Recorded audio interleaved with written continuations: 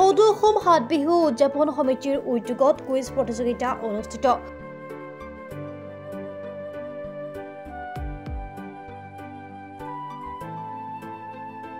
সদৌ অসম হাট বিহু উদযাপন সমিতিৰ উদ্যোগত আৰু স্বৰ্গদেউ চাওলুং চুকাফা সমন্বয় ক্ষেত্ৰৰ সহযোগত আজি স্বৰ্গদেউ চাওলুং চুকাফা সমন্বয় ক্ষেত্ৰৰ প্ৰেক্ষাগৃহত দিনজোৰাকৈ অনুষ্ঠিত হয় সদৌ অসম ভিত্তিত হাট বিহু কুইজ। অসমৰ ভিন্ন প্ৰান্তৰ পৰা শতাধিক প্ৰতিযোগীয়ে অংশগ্ৰহণ কৰা কুইজ প্ৰতিযোগিতা অনুষ্ঠিত হয় দুটা শাখাত। স্নাতকৰ পৰা স্নাতকোত্তৰ শ্ৰেণীলৈ উচ্চ শাখা, আনহাতে নৱমৰ পৰা দ্বাদশ শ্ৰেণীলৈ নিম্ন শাখা। উচ্চ শাখাত 15,000 টকা, 10,000 টকা, 8,000 আৰু 2,000 টকাকৈ পুৰস্কাৰ, আনহাতে নিম্ন শাখাত 10,000 টকা, 8,000 টকা, 6,000 টকা আৰু 1,000 টকা ধনৰাশিৰ পুৰস্কাৰ ৰখা হয়। উল্লেখ্য যে অনুষ্ঠিত হোৱা কুইজ প্ৰতিযোগিতা পৰিচালনা কৰে যোৰহাট কুইজ ফৰামে। আজি চাওলুং চুকাফা সমন্বয় ক্ষেত্ৰত আমি হাট বিহুৰ উপলক্ষে এখন কুইজ প্ৰতিযোগিতা আৰম্ভ কৰিছোঁ। বিশেষকৈ যিসকল উঠি অহা নতুন ল'ৰা ছোৱালী, যুৱ প্ৰজন্ম, স্কুলেই হওক বা বিশ্ববিদ্যালয় হওক, কলেজেই হওক, এই ছাত্ৰসকলক আমি লক্ষ্য কৰি বিহুৰ সম্পৰ্কে তেখেতলোকৰ যিখিনি জ্ঞান বা যিখিনি অভিজ্ঞতা আমি কুইজৰ যোগেদি তেখেতলোকক আমি বেছিকৈ জনাবৰ কাৰণে চেষ্টা কৰা হৈছে। হাট বিহুটো আমি পতাৰ আগতে যে অসমত গোটেই মাহটোৱেই ৰঙালী বিহু উদযাপন কৰিছিল।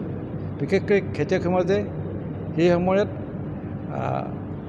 গোটেই মাহটো যেতিয়া বিহুৰ লগত লাগি থাকে তেতিয়া তেওঁলোকৰ খেতিৰ কাম কৰিবলৈ সময় নোপোৱা হৈছিল। গতিকে আমি চাওলুং চুকাফা সমন্বয় ক্ষেত্ৰৰ পৰা এটা বাৰ্তা দিব বিচাৰিছোঁ যে বিহুটো আমি মাত্ৰ 7 দিন উদযাপন কৰিব লাগে আৰু সমগ্ৰ অসমতে আজি সকলো ৰাইজে এই কথাটো মানি লৈছে।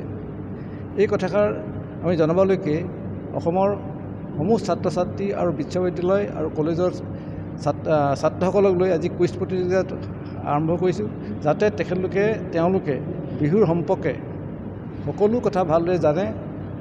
কিয়নো এতিয়া বৰ্তমান বিহু বিষয়টো স্কুল কলেজ বিশ্ববিদ্যালয়লৈ পাঠ্যক্ৰম হিচাপে পৰিৱৰ্তন ঘটিছে।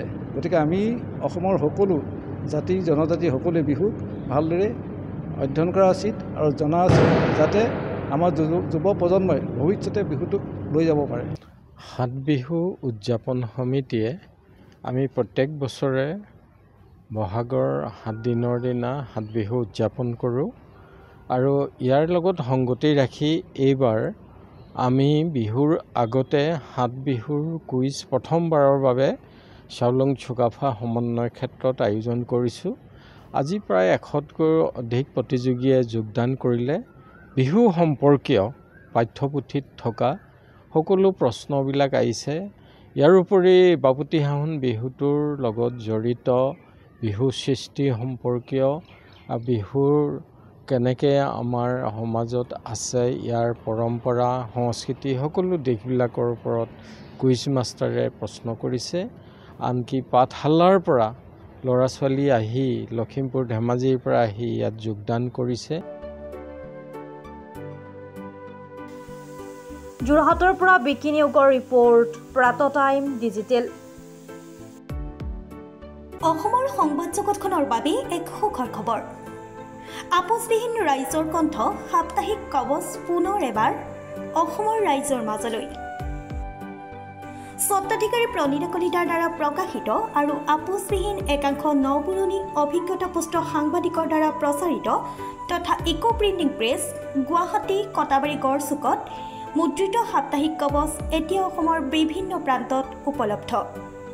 আমাৰ ঠিকনা মুখ্য কাৰ্যালয় অসম ফৰেষ্ট স্কুল, হৰি মন্দিৰ পথ, গুৱাহাটী আৰু উপ কাৰ্যালয় Kalita market, Bijoynagar, Kamrup, Assam. Mobile number হৈছে 9435114666 70024728813। আমাৰ ইমেইল আইডি হৈছে kobos2025@gmail.com।